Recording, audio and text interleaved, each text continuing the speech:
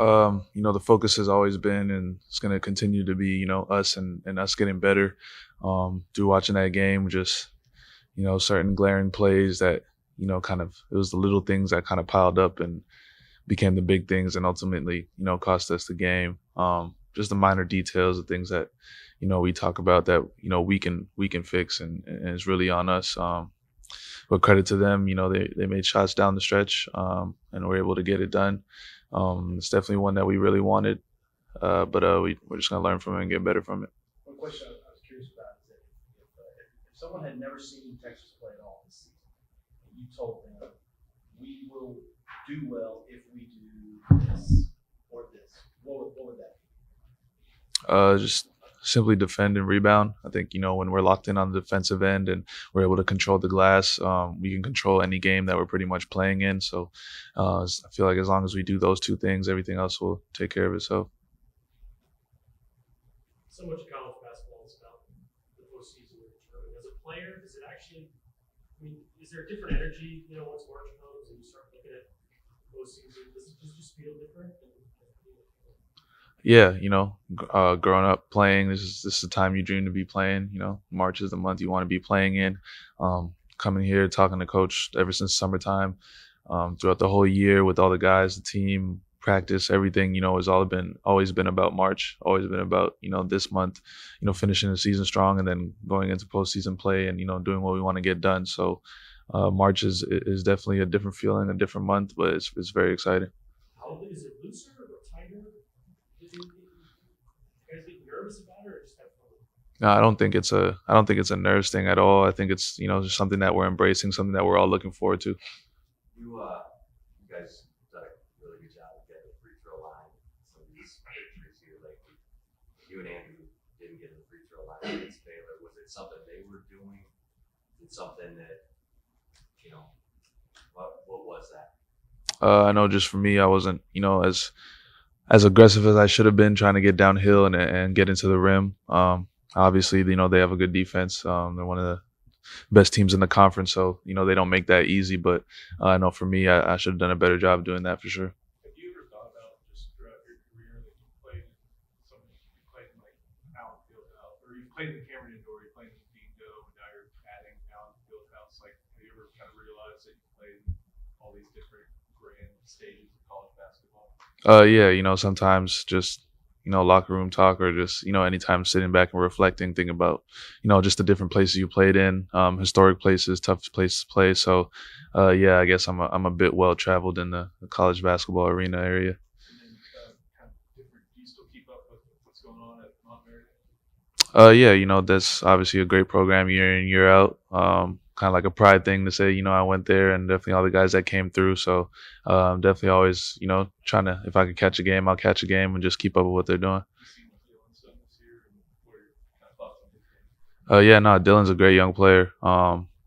Coach Boyle always does a great job with guys that come through, and Dylan's no different. Obviously, he's super talented in his own regard, and to see him do some of the things that he's done on that stage and elevated himself in his game has been pretty special to see. We all learned about each other. Courtney said we need to step on each other's toes to make us more accountable to each other after that Baylor loss in Waco. And then y'all have really picked it up since then. What have you learned? Yeah, just that we have to this point built relationships and built our team up to the point where we can do that, to where we can have guys challenging each other on the court, trying to bring the best out of each other, and it's not an issue at all. Our relationships have reached that level, and like I said, it's an exciting thing heading into March. I want to kind of along those lines, though. I mean, um, the four guys that remain, I mean, they understand how fragile it is to get to the tournament or not get to the tournament. They know what a unique experience it is. And I wonder if you and the other guys talked about you got to maximize these next 2 weeks. 'Cause this is ultimately how you're going to be remembered. Yeah, for sure. It's something that, like I said, we've talked about March, from the time that we stepped foot here on campus, and now it's here. So it's time for us to take advantage of it, and we all definitely want to, leave our mark, leave our imprint. Whether it's guys who have been or haven't been before, it's something that we want to last forever. We kind of we asked Coach about this after the game, but you weren't out there for senior night, but you are planning to move on after the season, or is that up in the air? It's not something that, honestly, right now I'm so locked in on our season and, what we're doing right here, right now, that I'm not really thinking about, too much else. My family wasn't in town. They were here for the Iowa State Kansas game. That was just the time they were available to come. So that's when they came to support me. But yeah, as far as future plans, my only thing I'm seeing as far as headed is the Kansas game. So Two last ones, Marcus. What problems does Kansas present in terms of you guys getting where you want to go and getting done what you want to get done? it's an opportunity in front of us. Obviously, the Kansas on their home floor is a difficult team to beat. You have to go in there and definitely beat them and play really well. So it's a challenge that we're looking to take on. They're obviously a great team, and we have to look at the things that we did well in the first game and things that we didn't do so well, and try and clean those up, and just try and go in there, have a strong performance, come out with the win. Did y'all watch the game the other night? The TCU game. Can you watch a game on TV? Not the coach's tape. Can you watch the game of the night, the game tonight? Can you pick stuff up that way? Or? Yeah, whether it's just a few of us or the whole team trying to get together and watch stuff, before we even come in and meet with the coaches, whether it's on film, just talking about stuff that we notice, and can learn from the games and see how other teams, what they do well and what they don't do well against them. That always helps. So we're definitely always watching our opponents and the games that they're playing. Ravy's up for the challenge again. Yeah, he's a super competitive guy. He doesn't back down from anything. He's fearless. So I know he's looking forward to that matchup again, and looking forward to trying to kind of repeat that performance. And we're all looking forward to the game. Thank you, sir. Question for Coach, please.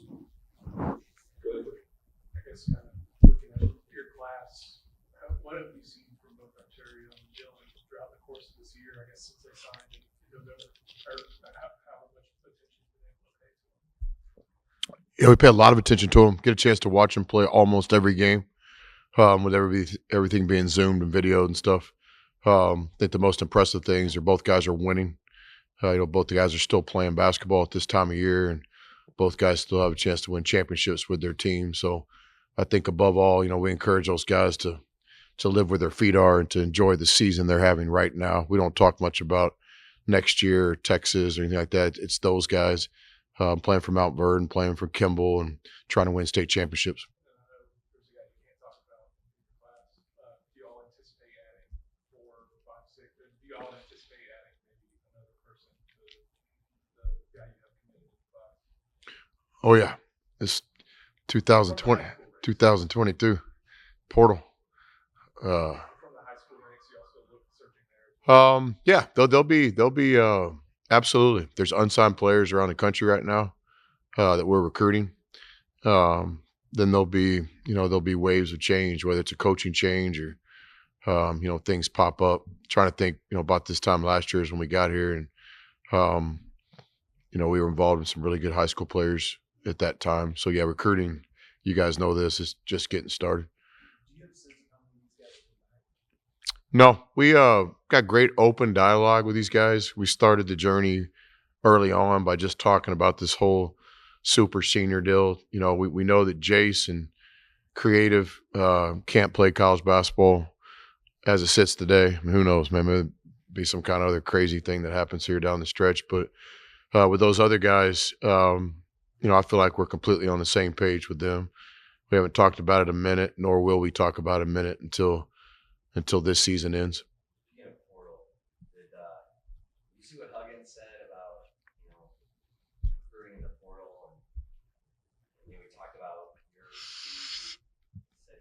I have not. I talked to Coach Huggins a lot, but I have not seen what he said about the portal. I got too much on my mind to think about what other people say. He was just talking about finding the hunger in guys, and you've done a better job of that than any. Does it change at all now that there's the portal, as opposed to just you working your connections and finding guys through your connections? Well, I don't know if we've done a better job. I think we've done a good job, but there's some other programs out there, obviously, even in our league. I think recruiting is all about fit, and it's all about what do we need and what does our program provide, and what's that player looking for? What's that player's time frame? And it's great examples every year in our league, both good and a little frustrating. But yeah, it's all about fit. So I think with us, one of the things that fits us, is an edge, is a no backup plan kind of guy, a guy that gets lost in the work. And so yeah, that's something we're always looking for. Is that I think your word was hunger, and we use the word don't lose your chip. Street dog, edge, just ultimate competitor. It's hard for me to get my head around this idea that this team could totally go several ways. I mean, guys want to leave. You as a coach got to deal with that. And what happens the next 2 weeks could determine people's decisions, I would guess. Right? Yeah, good or bad. I mean, yeah. No, I mean, I'd love to make a run and watch a couple of these guys kind of springboard where they're at in terms of future plans. So to me, that's what it's all about. I'm not a guy that sits around thinking about next year. I really don't. Right now, we've got some great opportunities left. You couldn't ask for a better last game. A tough environment. They'll be playing for the Big 12 regular season title. We'll have to play our best game of the season, but that's no different than what's coming up in March. I think we're going to play TCU in the first round. And I think we'll have to play our best game of the season then. They're probably the hottest team in college basketball right now. And then certainly when you get to the NCAA tournament, you have to play your best game of the year. Nobody advances bringing their B or C game. So for us, it starts a little early because of the great opportunity game we have at Kansas. And we all know we'll have to play really, really good 40 minutes. But to me, the message to the guys today will be that's no different than when we get to Kansas City, and that's no different than when we get to the NCAA tournament. You have to play your best game. Chris, I forget how you phrased it the other night after the game. You said one of the guys waking up Tuesday morning kind of with the right mindset, right attitude, getting ready to go to the march. Have you noticed just from your guys and kind of renewed sense of urgency or right bouncing their steps? Have you seen the right signs that they're right for the line coming on?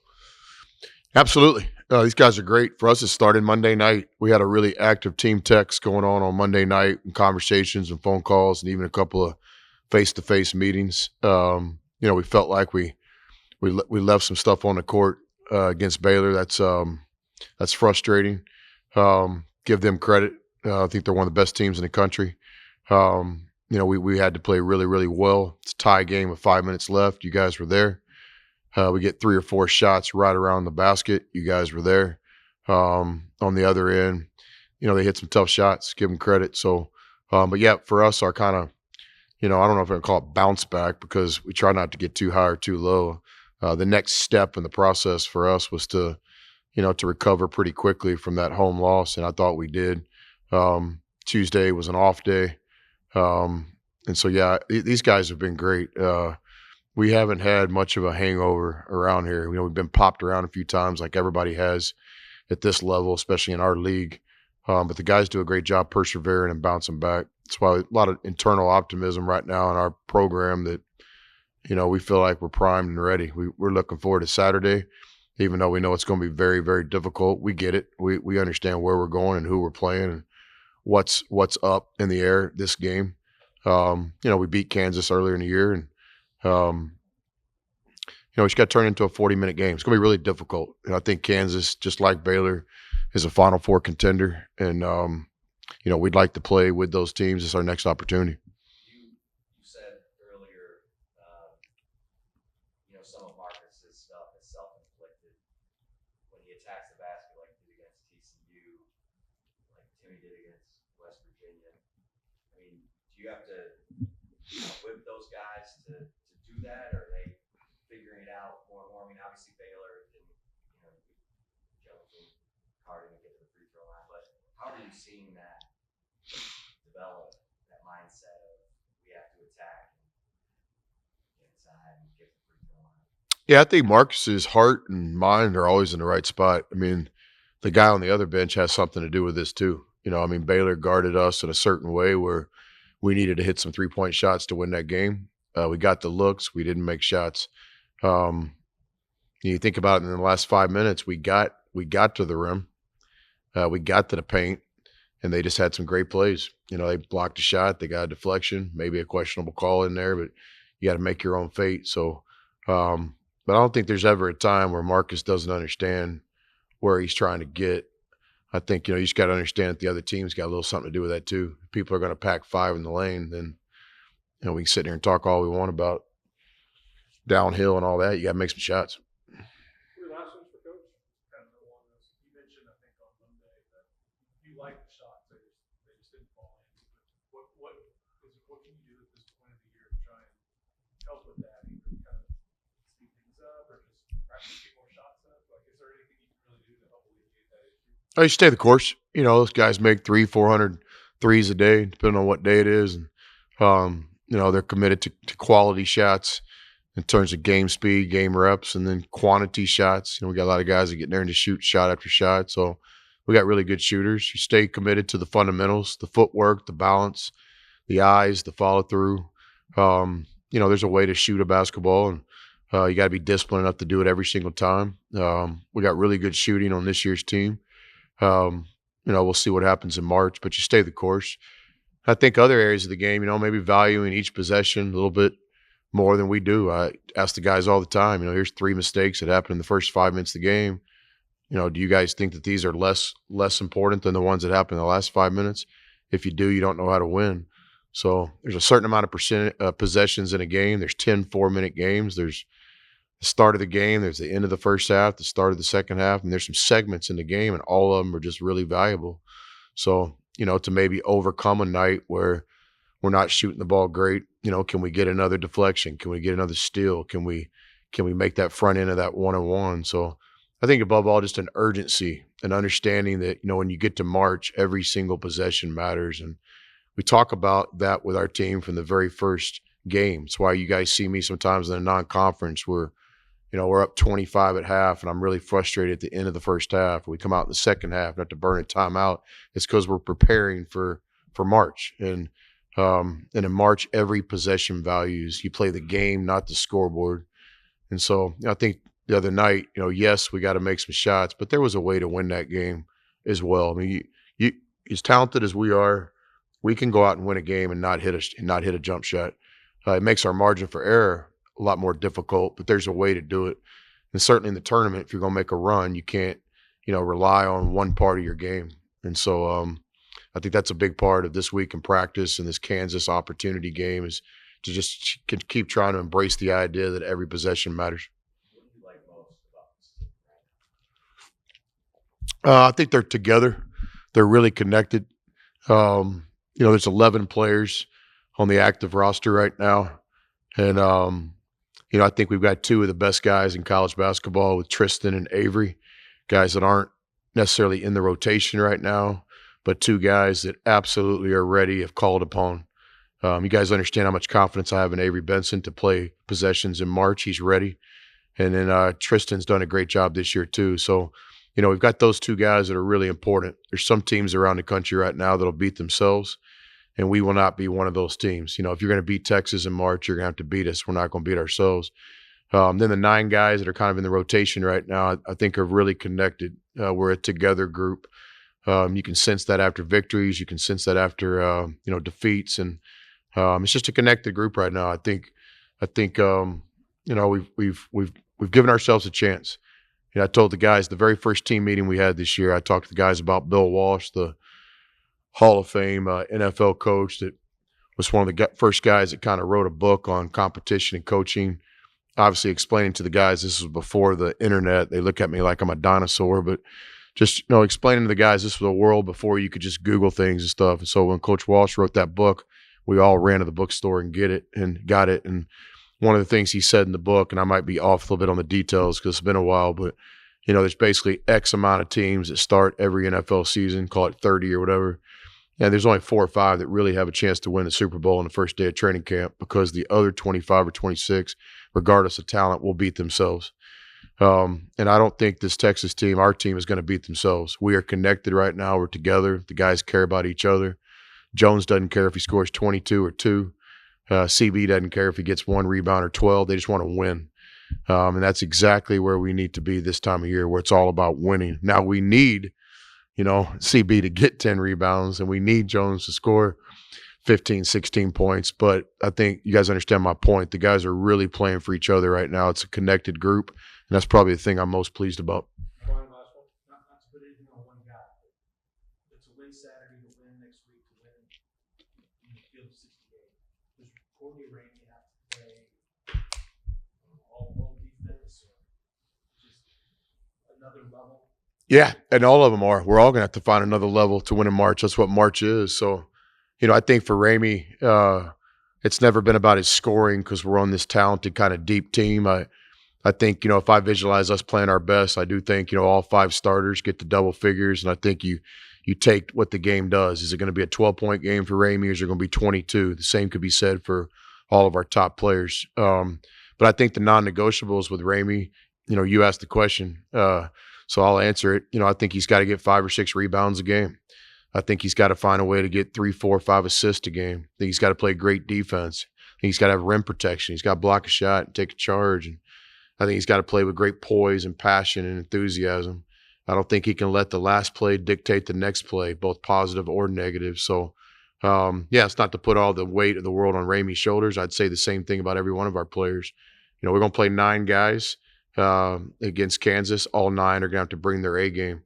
We will not be able to beat a team like Kansas with everything on the line Saturday with having 3 or 4 guys show up. Everybody's going to have to show up and play great, and we're going to have to play well. But again, that's no different than March. You want to win the first game in the NCAA tournament, you're playing against a championship team. You want to win the second one to get to Sweet 16, you got to play your best 40 minutes of the season. You want to get out of that Sweet 16 and start talking about New Orleans, then you've got to find another level. And we've been talking to our guys about this since day one, so it's not like a change of plans. It's just reminding the guys that our objective all along has been to play our best right now. Thank you all. Thanks.